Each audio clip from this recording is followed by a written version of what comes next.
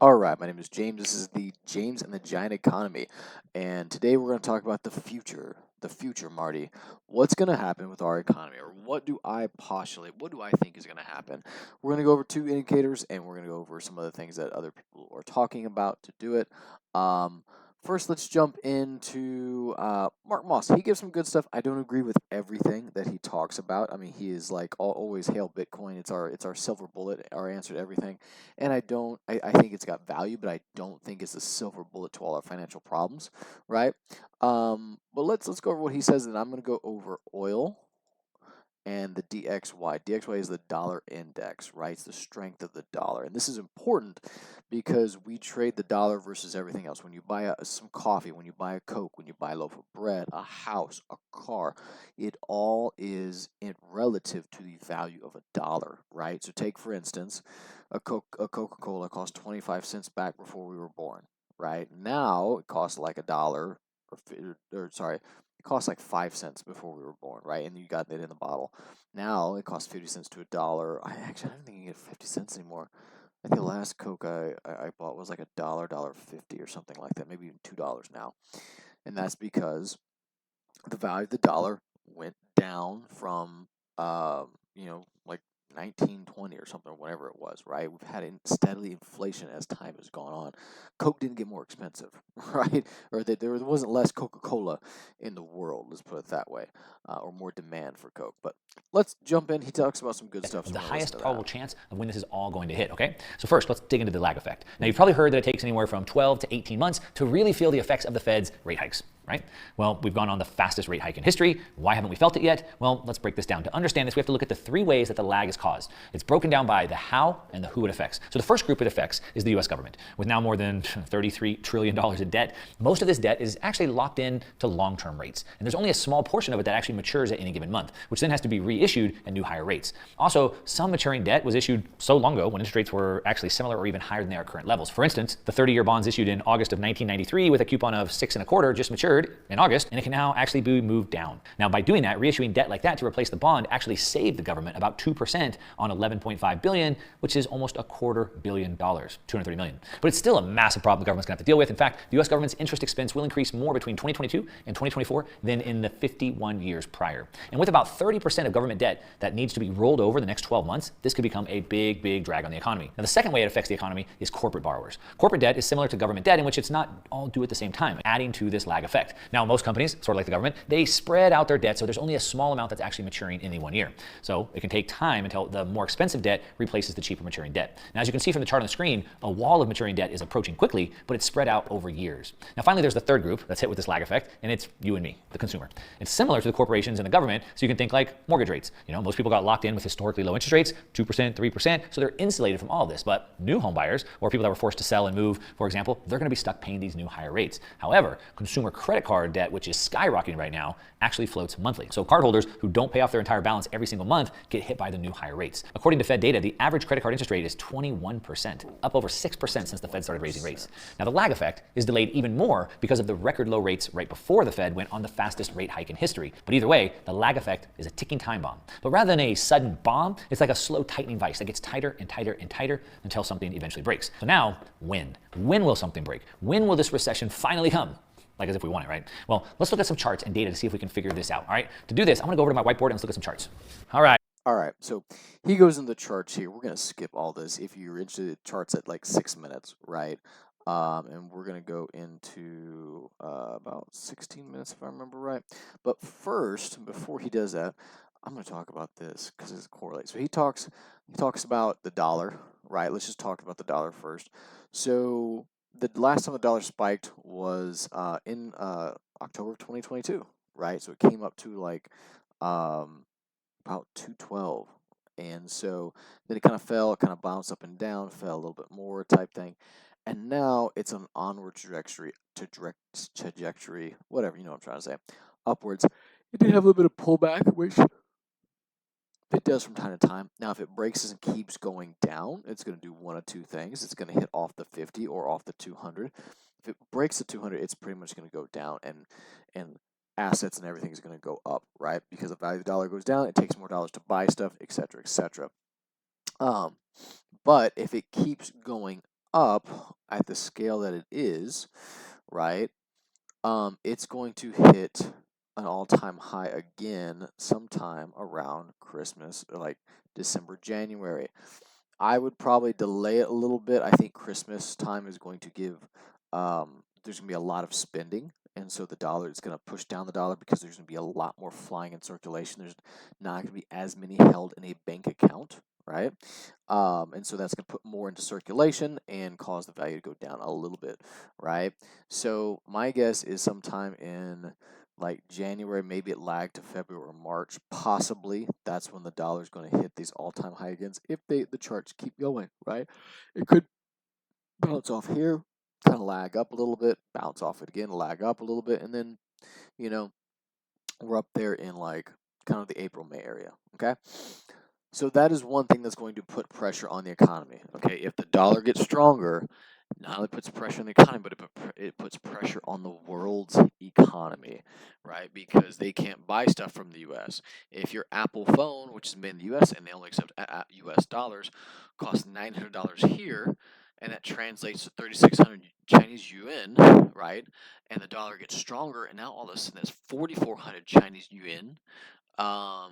That's going to affect Apple's sales, right? Same thing with peso and everything else, right? Also, if the dollar goes down, and now all of a sudden instead of 3,600 yuan, it costs 2,800 yuan, then hey, it gets cheaper. You're going to sell more, right? You could extrapolate that with everything from Apple phones to Tesla cars, you name it, right? So this is going to, if the dollar keeps going up, it's going to put pressure on the economy. All right, it's going to put pressure on consumers and businesses that are buying products. Let's talk about something else that's going to put pressure on things, and that is black gold Texas tea. And as soon as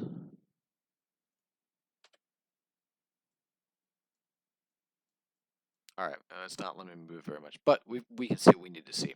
All right, so this is going back to 2020 where we had the big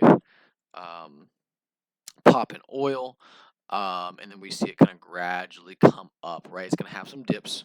But again, it hit every time it about hit the 200, right? The 200-day moving average, that's a big thing. So if you're above it, you're very bullish. If you're below it, you're very bearish, right?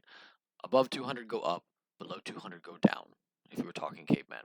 So it came up, popped up, came up to about 125 or so, came down in the 90s range, came up again to about 120, 121, kind of came down and had this downward pop all the way down to about, I think at the lowest it got for like a half day was like 66.50 a barrel, 67, $68 a barrel, right?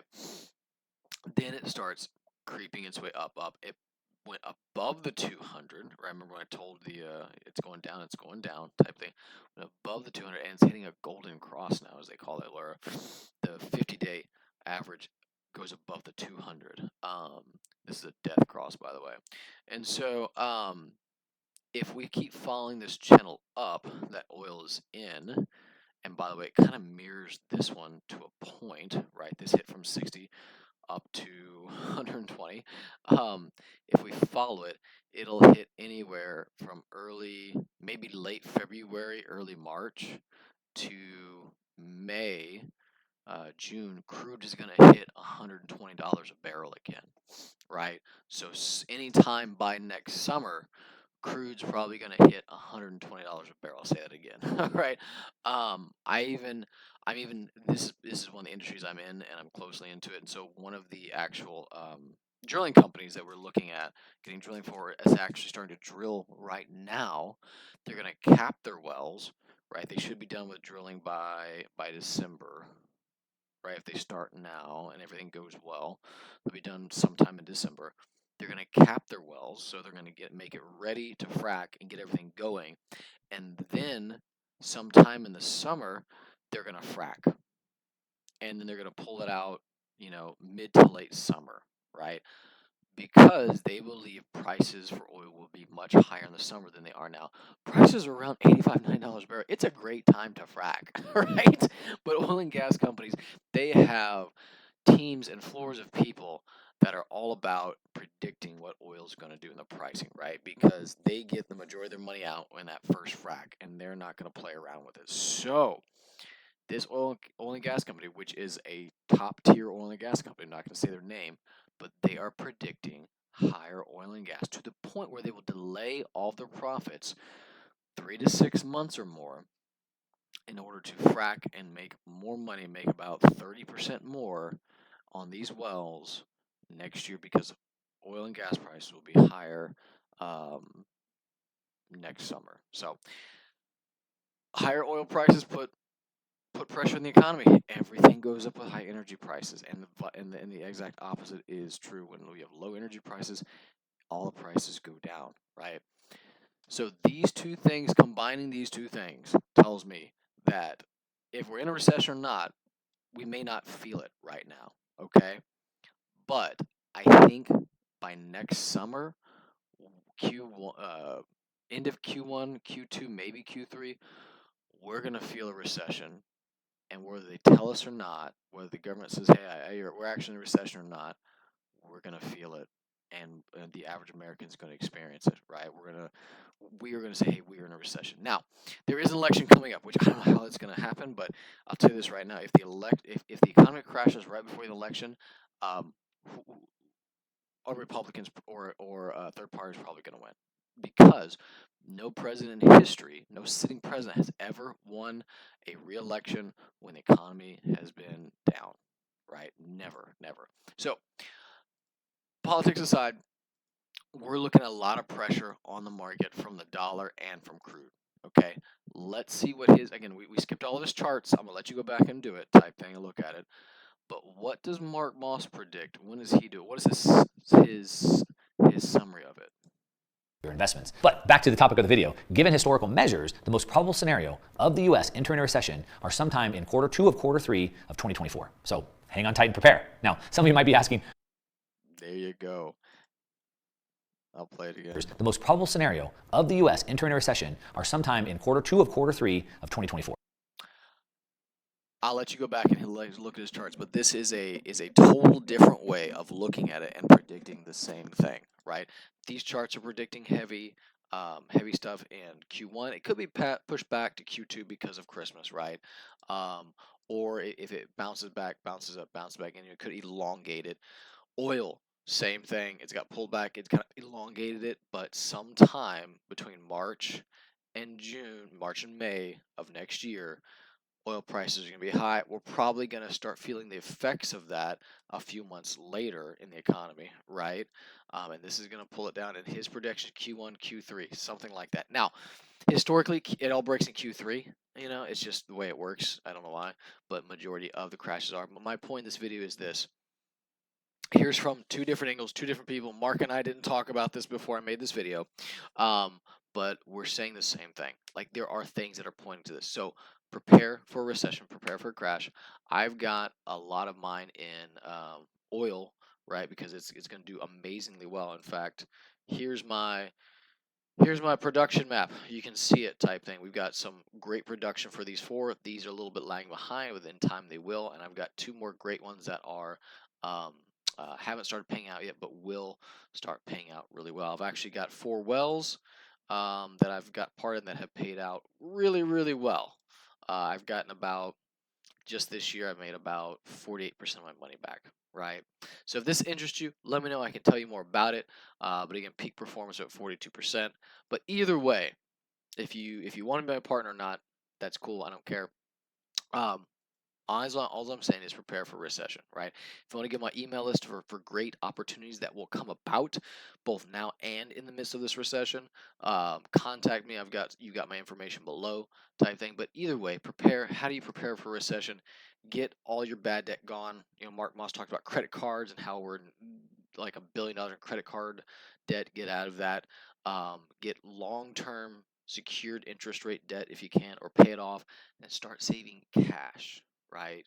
Start saving the almighty dollar, because it's going to go up and it's going to flatten everything. And $1 million in a recession is going to be like 7 million.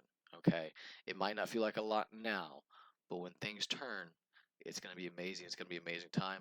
I am scooping all of my oil stuff and just going to start holding it from now on. Might sell some of my oil stuff up here. I've got a debate with myself on that now. But anyway, Got any questions, let me know, but I just want to give you this warning for the partners that I do have. I want to give them this video to just think of some things to think about, but I would start heavily preparing for recession sometime mid to late next year.